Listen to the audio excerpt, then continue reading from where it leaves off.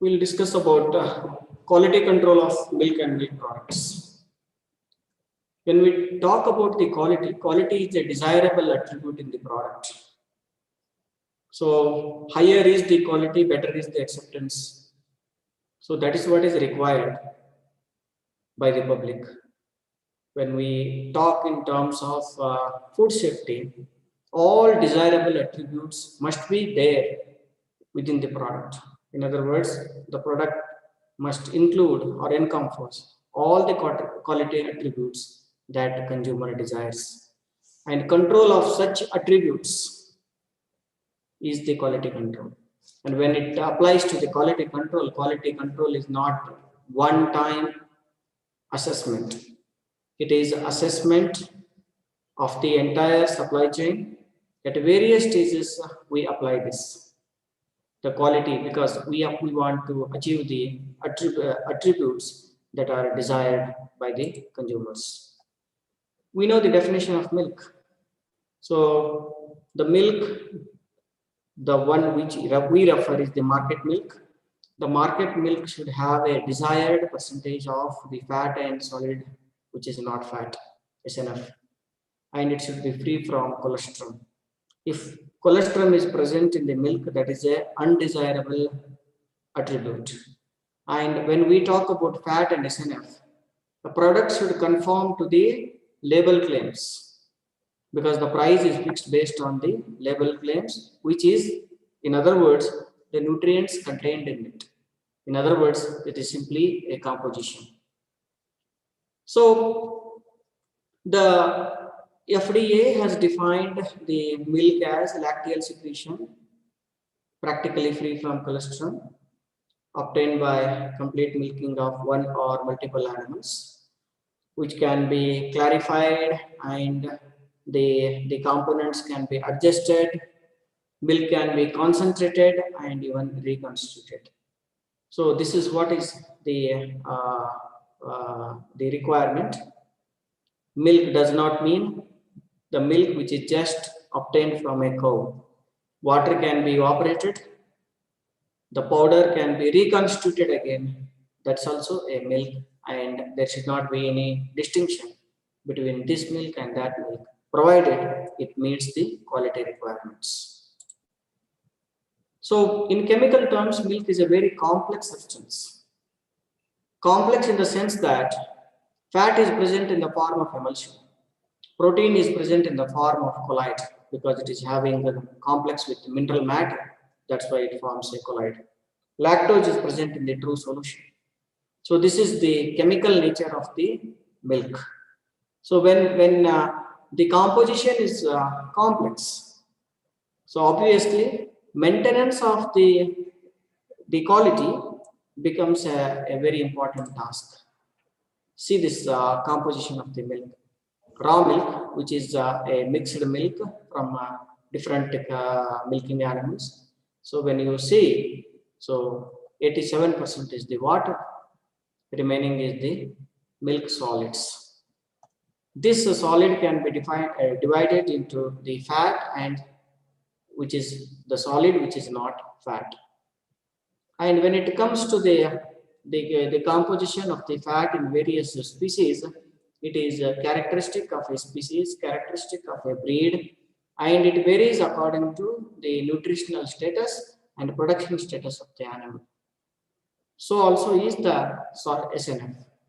And within the SNF, we have got, if you categorize the SNF, there is mineral. Okay, minerals, when we say it is, it's a group of minerals with the predominance of calcium, milk sugar, lactose, and the milk proteins. The milk proteins are predominantly caseins or the whey proteins. Okay, this is what is the division of the constituents of the milk, in other words, composition of the raw milk. So when we talk about the maintenance of the quality, all these parameters which are natural and innate to a milk animal should be preserved in the milk.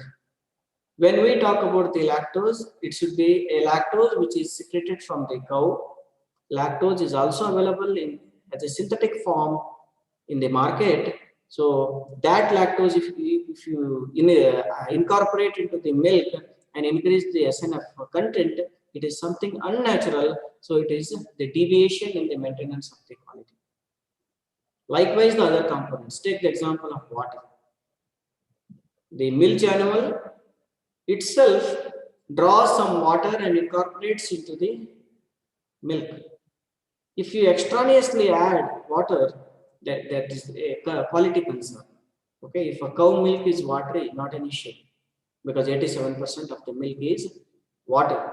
But if someone is indulged in addition of the water, in addition to this 87% of the water, ultimately water is H2O only, so that is a concern. So as a quality control measure, it should be tested and it should be assured to the consumers that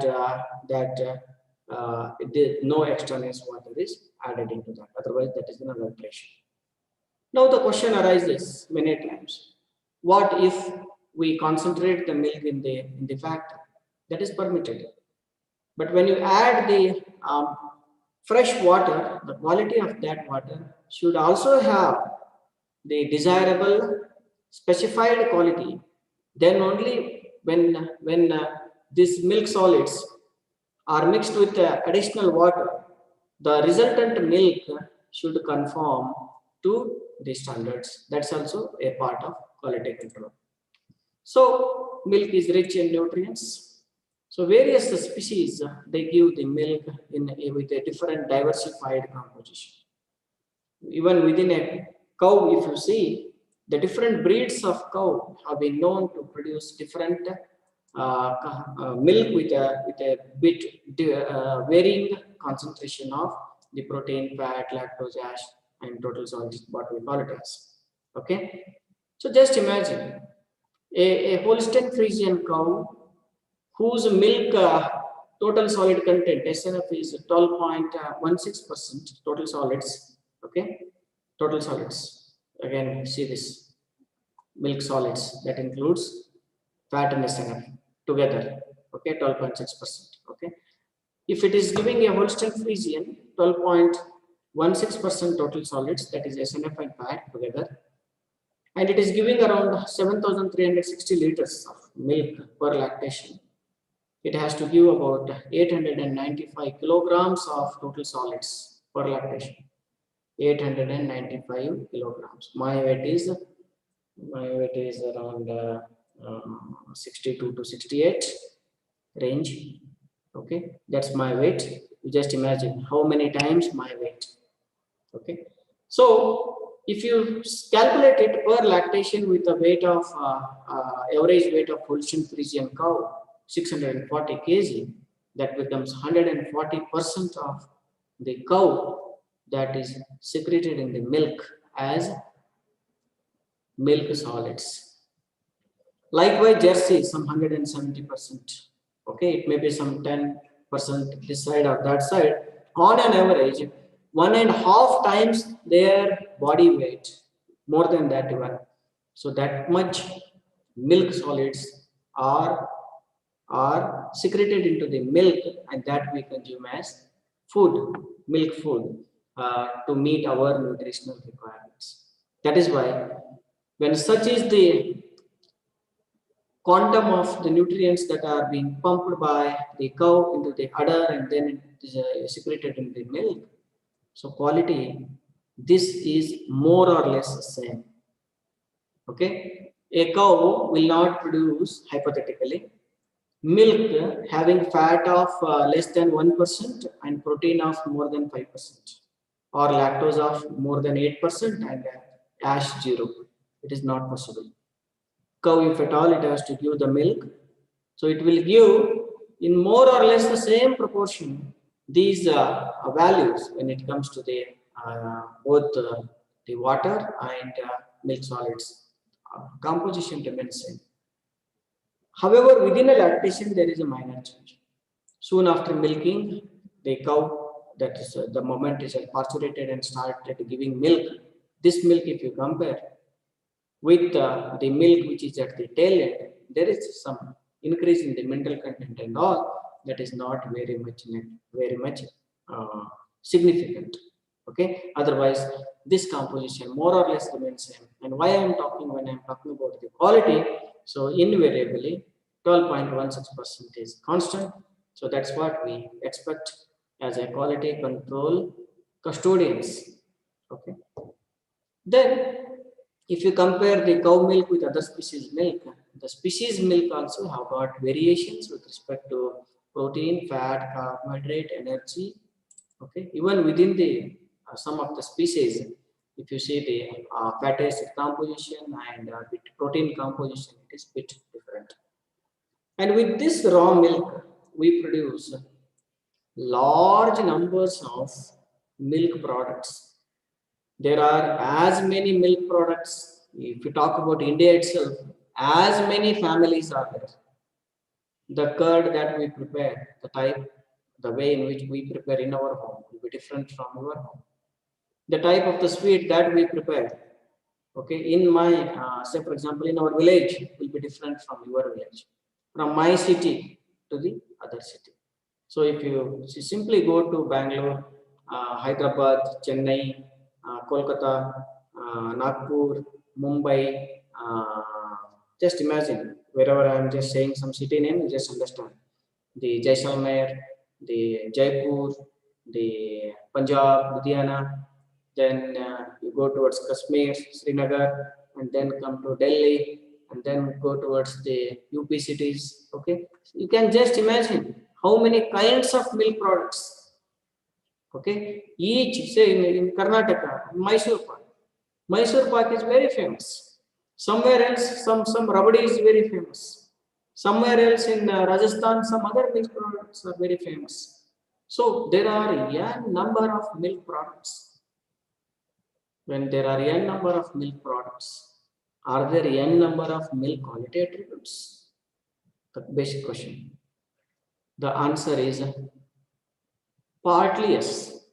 The answer is not neither 100% yes or 100% no. It is partly yes, because more or less, except for some, we categorize, we group all these milk products into a particular category. And we have specified the quality attributes for them that are regulated, that are governed, and that are expected in the product. So these are the quality control tests that have been specified. Just to give an example, ghee, butter and ghee, the type of specifications are different compared to the ice cream. And these specifications are different when it comes to the coa-based products. This is different when it comes to the fluid milk-based products. Okay, this is different when it comes to the fermented milk products.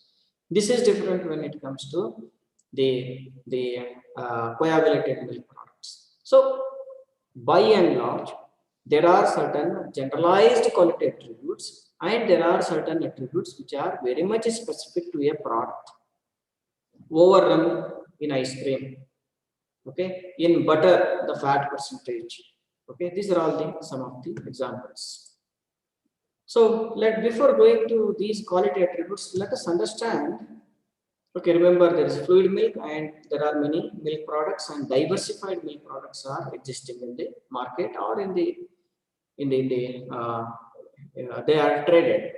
Okay, so now the question that arises is, let us peep into the Indian dairy industry, and then we'll have a clear-cut idea about what kind of quality challenges we face. India is producing about 180 million tons per annum. That's the milk, and India is topmost milk producing country in the world. When it comes to the production practices within the country, it is mind-boggling. The kinds of utensils that are used, the type of the animals that are reared, the amount of milk that is produced. There is a lot of uneven production of the milk when it comes to a milk. And there are a lot many cultural, religious, ethological variations with respect to production and consumption of the milk. Okay. So when it comes to the growth, you see in spite of all these diversifications, the growth with respect to the butter and paneer you see, and cheese you see, compared to the fluid milk, which is around 3% annual growth, the milk product demand is more. Okay, that's why the projected the growth rate is more. Okay, so in days to come, today and even in days to come, the demand for milk product is going to increase compared to the fluid milk alone. But however, the type of the milk production that we practice in India, it is by and large is a what you can say unorganized one. Okay, still milk that is produced in the country, about 70% is still under unorganized sector. So which is a worrisome point. And species milk, if you see, when it comes to the world, cattle is the major milk producing animal with 85%. While in India, the predominant milk producing species is buffalo, 55%, more than half of the milk that is produced in the country is buffalo. Next is cattle. Okay, others are very much negligible. So while this you just contraspect this one. Okay, you just you see this, always attention is paid towards the cattle and buffalo won't get attention. But when it comes to the India, the buffalo is the major milk producing animal in our country because of its contribution or share in the total production of the milk in this country. So it requires a lot of outreach with respect to the clean milk production practices so that the quality attributes, desirable quality attributes are present in the milk or milk product. And you see the per animal productivity with respect to milk yield per animal per year. Okay, if you see in India, it is about 1000 liters of milk, liters or kg. That is the amount of milk that is produced per animal, okay, per annum in India. This you compare it with Israel, 8,700 liters or kg of milk is produced per cow per annum, while a buffalo 1,800 kg. So there is a lot of variation with respect to productivity of the milk in our animals. So how it is going to reflect on the quality of the milk. So fewer are the animal, easy it is to manage, easy it is to control the quality. Many are the animals, okay, many more are the animals, difficult it is to manage and attain the desired quality of the milk. So this is what is the disparity that exists between these developed nations and low and middle income countries such as our India. And even you see world average is 2100 liters. Okay, you see India is almost 50% of the world average with respect to animal productivity. With such a low productive animals, we are top one in the milk production in the world. So is it not a miracle? Okay, if you can just increase our productivity from 1000 to somewhere to the Israel tune, you just imagine in Watford present production of the milk is 180 million tons. Okay, you just imagine how much we are going to attain with respect to the milk production when we increase the productivity of these animals. That's why crossbreeding programs and other upgradation programs are underway in India to enhance the productivity of our indigenous animals. When it comes to a market of the milk, okay, by and large, about 46% of the milk is a liquid milk. Okay, 46% of milk is a liquid milk, and about 50% of the milk that is used for the production of the milk products, okay, such as dahi, ghee, paneer, etc. This is with respect to domestic. Marketability, if you see, in India, the major chunk is still the fluid milk, okay, or the raw milk which is being marketed, and the products it is very less. Okay, if we can increase the product range, obviously we can encash the better economic gains out of this dairy industry. Although data is gold, but it is quite imperative that over the last several 1 or 2 decades, if you see, The oil price has risen, okay, 400%, okay, since 2002 if you compare. Feed price has gone by 100%. If you see the milk price, okay, if you see from 2006, 75%, and from 2002, 340%. So milk price is at surge, and in the recent past uh, there is more surge in the milk price. So that is why it is imperative from the previous statistics that so dairy still has a scope to cater the needs of the population. Okay. However, by and large, I told you the say for example the annual milk production I talked about, which is low compared to the world average. Likewise, the average farm size. This diagram depicts the average farm size in India. Okay, about two. Okay, about two cows per farm. In some places it is more also. Sometimes some places it is less. At some places there is no dairy at all. So this one you just compare with the other countries. So which is wherein the data indicates that there are large number of animals per farm. So management is easy, control of the quality is easy, and cost of milk production also you see, okay, over the years because of the sophistications and generalizations. So cost of milk production has also sometimes there are various ways of calculating this one, but by and large if you see the different production uh, systems such as the conventional grazing system, if you compare it with the organized system, so the cost of production that varies from different production systems, and obviously that is having the impact on the general quality of the milk. Likewise, rural and urban divide, if you see, India is an agrarian country. So 70% of our Indians still stay in the rural areas. And reaching the cities is very easy through the modern systems of ICT tools, the mass media, and the systems, IT systems that are there in the public domains, social media, and all. It is very easy to reach the urban people. But rural people, still 70% of the India that our population is in the rural one. So reaching them and outreach at these places is very difficult task.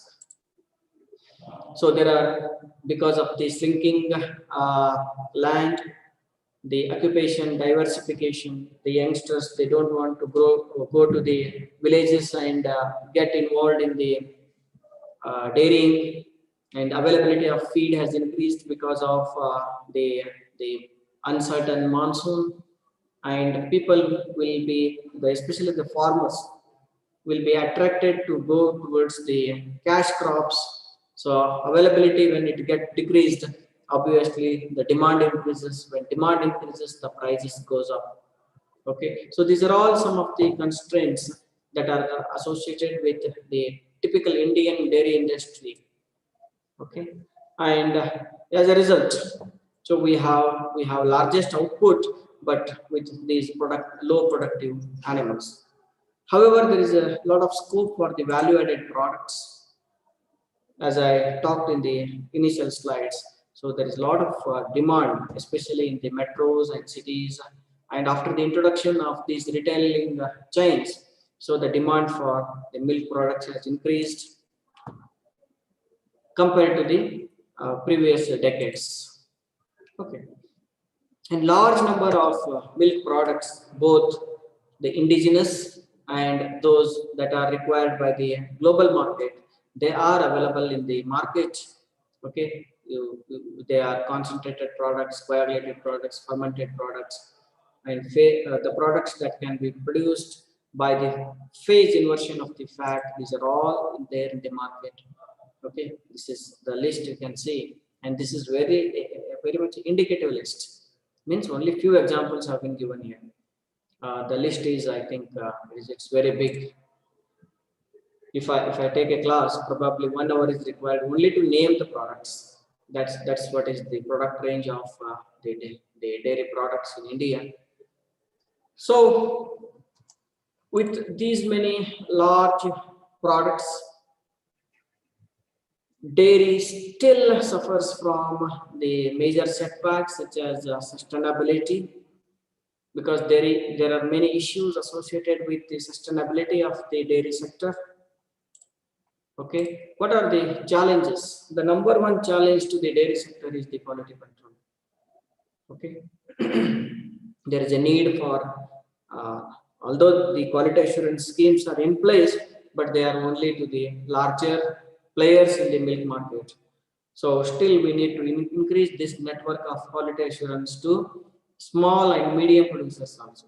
At this point of time, only large dairies are the part of quality assurance system in India, but there is a need to go even to the smaller and smaller production units also, so that quality is not compromised at any point in time, and the consumers will get the product which for which they have paid for.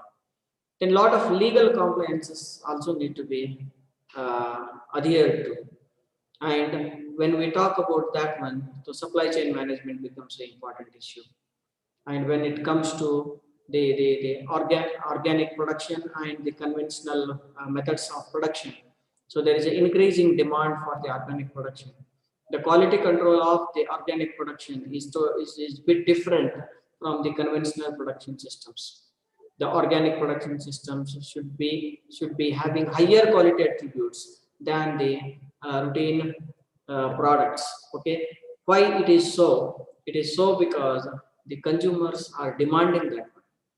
They want more near to the nature as possible, by taking care of the animal welfare, by taking care of the sustainable uh, environmental usage.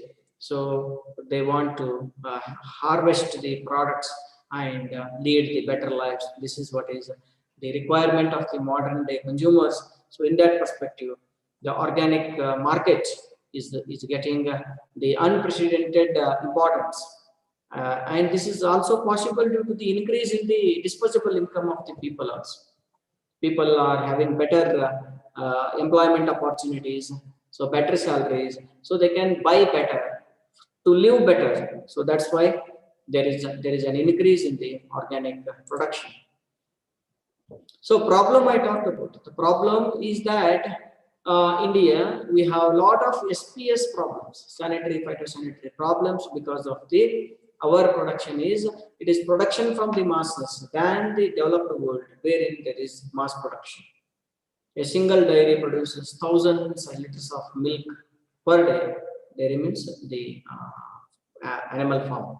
So while in India, so it is you have to gather the milk from different individual farmers and accumulate them.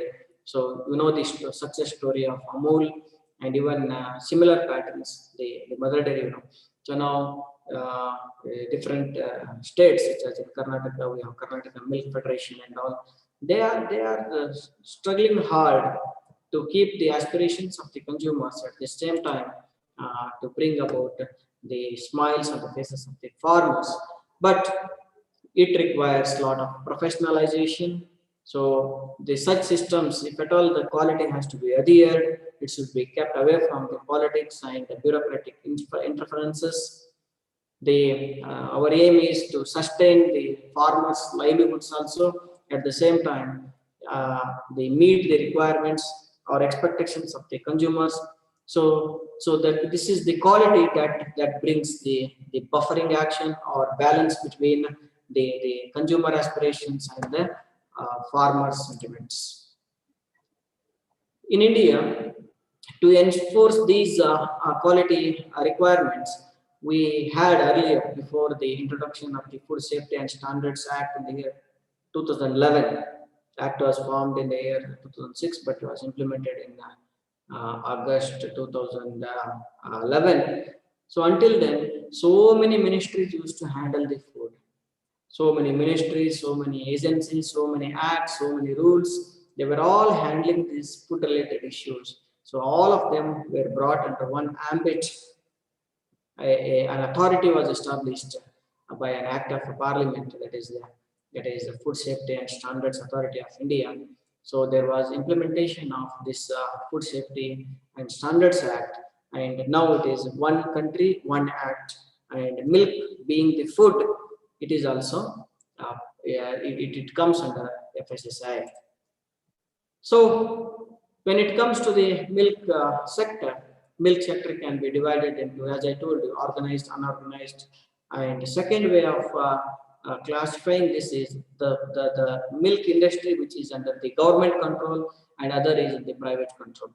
So the lot of contract farming has started in India, and there are many private players in India, in addition to the Amul pattern of the government system that are there.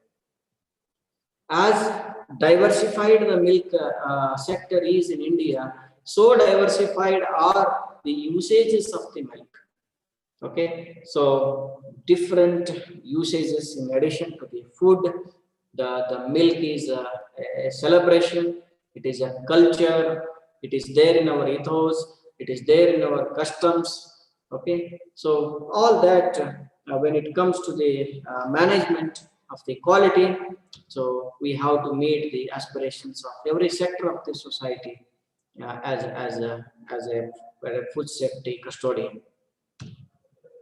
So milk is present in its physical state. If you see, it is a continuous phase. Okay, all these components are dissolved or suspended in the liquid phase. The solids are suspended in the liquid phase, and there are certain things that are in solution, that are mostly the lactose and the minerals. And as I told earlier, protein and minerals, they form the colloidal suspension.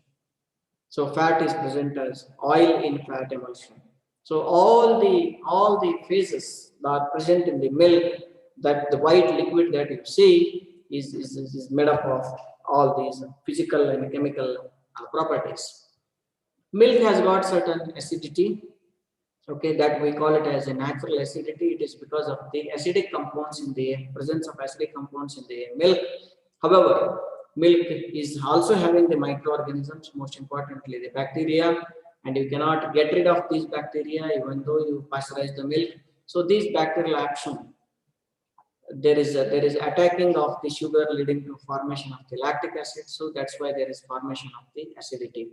And when it comes to the acidity that we can titrate is known as the titrable acidity. And this titrable acidity includes the natural acidity, which is because of certain compounds in the milk, and developed acidity, it is because of the bacterial enzymatic conversion of the sugars into the acidic compounds, so that have imported the acidity in the milk. On an average, cow milk is known to have 0.13 to 0.14% lactic acid titrable acidity, while buffalo milk is having 0.14 to 0.15%. The pH of the milk is also constant, it is slightly acidic. So cow milk will have 6.4 to 6.6 pH, while the buffalo milk is having 6.6 to 6.8 pH. Why it is important? Whenever milk is adulterated, these attributes must have changed. Or whenever milk gets converted into an abnormal milk, or there is loss of shelf life, these parameters get changed. That's why they are quality attributes. One more constant comparatively, which is very much constant in the milk, is the specific gravity of the milk, which is expressed at 60 degree Fahrenheit temperature. And cow milk usually has 1.028 to 1.03. Buffalo milk is having the specific gravity of 1.03 to 1.032 specific gravity. This is something, a species specific component, and whenever milk is adulterated, so there is a change in this specific gravity. That's why it is a quality attribute. So pH, acidity, or specific gravity as a physical parameters. So these are only a few parameters. In addition to this, we have to look into the milk when it comes to a quality, the several other dimensions of it. Aesthetic quality. the features that are desired by the consumers, the conformance to the regulations. Okay, so all those things we have to take into account when we express the quality in terms of the measurements, or in terms of these dimensions. So, as I talked earlier, quality is a broad term that is applied to describe the characteristics that consumer or a regulatory agency expect in the product. That's what is the quality. It is nothing but the desirable attributes expected by the stakeholder in the product. Here it is milk or milk product. And when we evaluate the quality, there are two axes of evaluation. One axis is that we evaluate the quality with respect to the organoleptic perceptions, which is highly subjective in the nature. So the milk that I feel to have certain quality in my perception will be different from your perception. So there is a slight variation until we are at the tail end, when the milk or milk product is in perfect good quality and in perfect loss of quality. Under such circumstances, will be united. But somewhere in between, we differ in our sensory evaluations. That's what is subjective quality: taste, color, smell. These are the sensory attributes. When it comes to the objective quality evaluation of the milk or milk products, that makes use of certain physicochemical tests to be performed in the product, and the regulatory agencies are very much interested in these conformations. The conformance or compliance is required if at all market milk has to be marketed.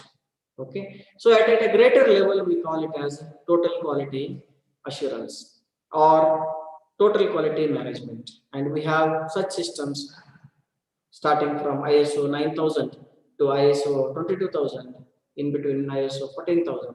These are all the series that are all associated with the quality of the milk only. And one more thing, quality and price are related. It should not be, but in the market milk they are related. Better is the quality, more is the assurance, more is the price. However, it should not be. It should not be like that. As the nature's precious gift to the human being, the milk should have all desired quality. But in the open market, under the SPS or TBT regime of the WTO, globalized trade, so wherein we need to attribute better is the quality, better is the price, more is the trade, so more is the revenue. So milk quality analysis or assessment within the laboratory we do based on the physical characteristics, the chemical characteristics, the biological characteristics of the milk or the milk product. So these are the three different axes, and all the compositional analysis of the milk are the basis for this quality evaluation. Any deteriorative changes in these macromolecules of the quality attributes, it attracts the penalty in terms of either monetary penalty or the punishment, depending on how much health hazard that is associated with that particular loss of attribute in the product. Whether it is just an injury, health injury, or death, what is that? Okay, in the consumer, that determines under Food Safety and Standards Act. All these things have been mentioned. Then the quality has to be maintained across the milk supply chain, as I talked earlier. So when we talk about milk supply chain starts from the primary production and it reaches to the consumer's doorstep. So milk or milk product manufacturers, the processors, the marketing agencies, all must conform to the quality requirements, or in other words, the compliance that is required in the dairy industry. Okay, the milk producer, the way in which they participate in the quality management, so that is a bit different from the milk processor. The consumer also should be aware in buying that, and government agencies must also be keen in enforcing the suitable regulations that public by and large will receive a better quality product for better livelihoods and to increase the life expectancy of the population as a whole. So Quality control, when it comes, it starts with the farm, then it goes to the milk collection center, and then at the dairy processing plant. Within the factory, what kind of things need to be done, and marketing of the processed products. So at all these places, milk has to retain its original proximate analysis or composition and should not have any additional adulterants, contaminants, pollutants, these things added into that one. Otherwise, that will act as potential health hazards, jeopardizing the health of the public. So, at various stages, we collect the samples. In practical class, we'll discuss in detail about how to collect the samples from all these sources. And we need to conform to the regulatory specifications. And in India, it is FSSAI. So, FSSAI is the Act 2006 Act, and FSSAI is the agency, regulatory agency that undertakes all these quality aspects associated with foods of animal origin, foods of cereal and other origin, including the milk. When it comes to the certain specifications, some regulations are mandatory and some are voluntary. As we go on discussing the parameters, we will have the better understanding of what is voluntary means. If it is there, that is good. What is mandatory, that if it is not there, it is punishable offense. So that's how we have to view these two things. Okay. So the various quality control tests that have been specified for different kinds of milk have been given in this table. So if it is unchilled raw milk, so soon after its collection has to be tested for the organoleptic quality, and it is done for each and every can or a lot that comes. Okay, and if at all there is loss of quality, select and reject that particular lot. Okay, suppose there are 10 cans. In that can, one can is showing some soreness, so reject that can. Okay, the unsatisfactory lot has to be rejected. Then titrable acidity must be done on all unchilled milk samples. Okay, and the frequency of testing is this organoleptic, each can and each lot. Okay, suppose there is one truck that has come with 10 cans. All 10 cans must be inspected. This you see on the other hand, titrable acidity. Whenever you feel that there is some soreness in that particular can, you subject it for titrable acidity. Okay. Then sediment test. Each milk supply at least once a week. Supply chain here, there will be many milk collection routes to a milk collection center. Okay. So that route, that particular supply chain has to be checked at least once a week for this sediment. MBRT, same thing. The standard plate count. Each milk supply at least once in 15 days has to be tested for standard plate count. Thermoduric count. Okay, thermoduric count also at least once a week each supply. So these are all the parameters that have been specified for unchilled milk, the milk that has not yet been chilled. Now the milk has been chilled at the chilling center. Okay, now the milk is further it goes now. Then organoleptic test as usual for each can, titrable acidity. Whenever there is doubt in the organoleptic test, you subject it. Then sediment, each milk supply at least once a week. Methylene blue reduction test, same way. Standard plate count fortnightly, thermoduric count once a week. In addition to these things, since the milk is chilled, you test what is the milk, is it conforming to the specification or not? And since it is a chilled milk, you subject it for, in addition to the standard plate count, which is, in other words, is a mesophilic count, you go for the cyclophilic count also, each supply. Okay. Then pasteurized milk. Pasteurized milk before dispatch. The milk has been pasteurized now ready for dispatch.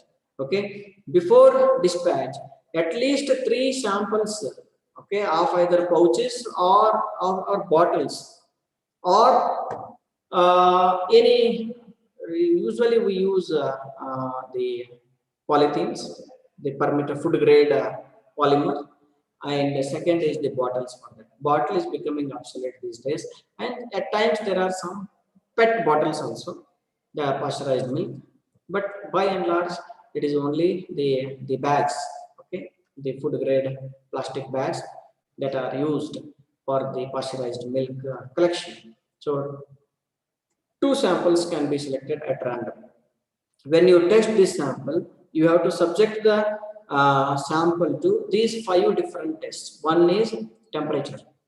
Temperature you monitor, okay, before dispatch, okay, daily you have to monitor. Phosphatase test, it has to be done. All these tests are daily only. The coliform test, the SPC, standard plate count, and keeping quality at room temperature. These are the tests that are performed on the pasteurized milk.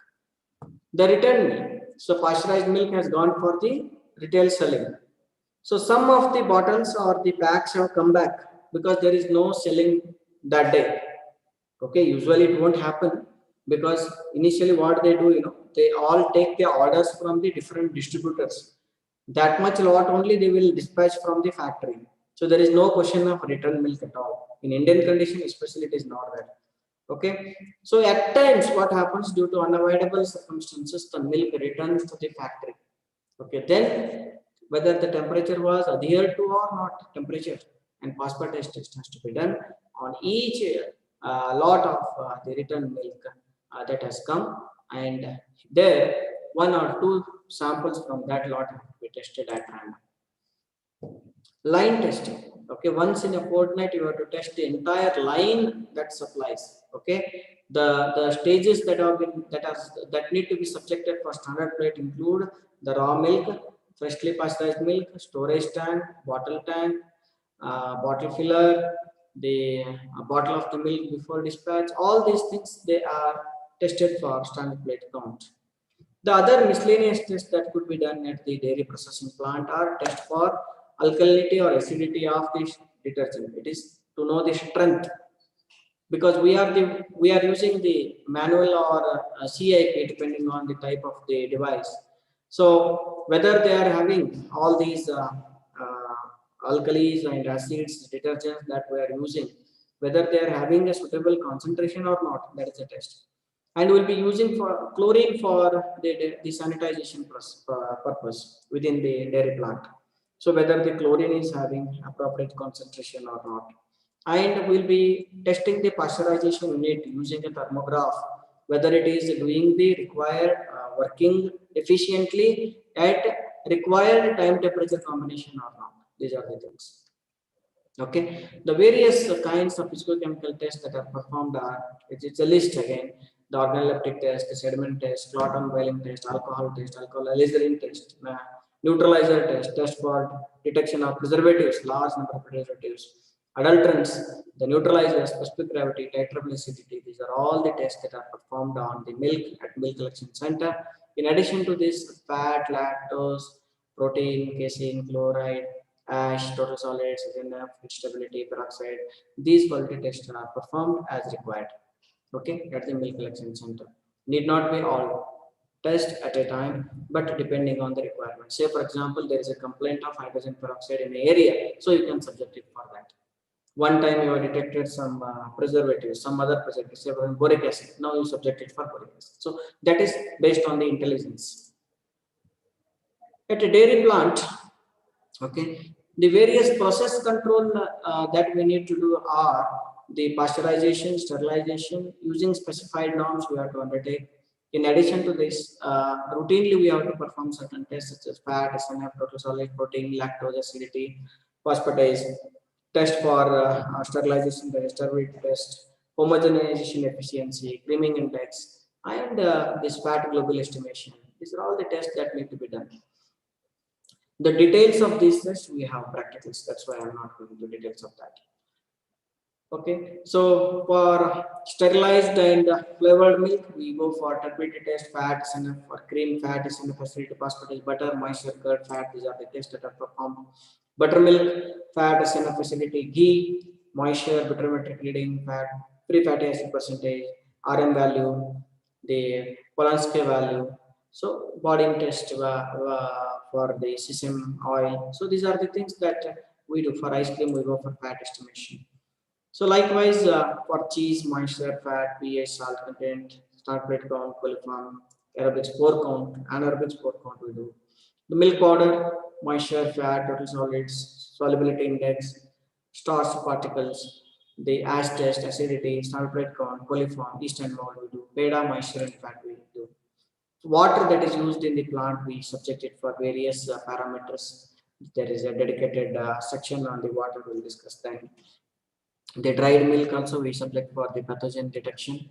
Bacteriologically, routinely we go for methylene blue reduction test, resurgent test, direct microscopic counts, start plate count, coliform, clostridial spore count, staphylococcal count. So like this is only some of the indicative quality attributes that are done. Again, there is a detailed discussion on that. For chemical residues, we go for pesticide, antimicrobial detection, and detection of the growth promoters, hormones, heavy metals, and mycotoxins. These are all the tests that are found. Mycotoxins are there in the feed, so the large number of fungi they grow in the feed, leading to elaboration of the toxin, and when it enters the cow body, after metabolism, it is secreted in the milk. So we go for testing of the milk for these mycotoxins. The veterinary drugs also. So large number of veterinary drugs are used, pesticides are used in the animal husbandry practice, the environmental pollutants. So we need to monitor these things, and we have discussed them in detail in the chemical residues. So antibiotics, when it comes because of the clinical and subclinical infection management, we use these antibiotics. If the withdrawal period is not followed, which has to be done compulsorily, the residues arise in the milk supply chain, affecting the public health. So they are the potential barriers to the trade. So using different the bioassays and the antibody based test or the chromatographic based test, we detect them in the laboratory. Origin of species is also very important. At times, the consumers demand a particular species meat, then it becomes a important aspect for the even labeling of the species also. Nowadays, labeling of the goat milk is under fashion. So it goes by a region and the country. Camel milk somewhere, yak milk somewhere, like that. So the Food Safety and Standards Act has specified certain requirements. These are available freely in the public domain. I'll be expecting that the students must read each one of these parameters in detail and discuss with us in the practical class. So, the different kinds of food products, if you see the fat-rich products, the concentrated dairy products, the fermented milk products, the frozen dairy products, the powdered dairy products, cheese, the butter oil, and anhydrous milk fat, ghee, casein and caseinate. These are all the different kinds of categories of the milk products. For them, there is a specification with respect to physicochemical quality requirement for that particular product. In addition to this, these are all the general requirements. Microbiological standards, when we talk about, we have microbial counts and the pathogenic organisms. So just name for a pasteurized milk or cream or flavored milk, 30,000 to 50,000 is the count that is specified. Coliform should be less than 10 per gram. So likewise, for different milk categories, the microbial standards have been specified. Okay, microbial standards have these are all non-pathogens. Okay, these are all non-pathogens. Say for example, pasteurized milk, 30,000 coliform units per ml of milk is the specification.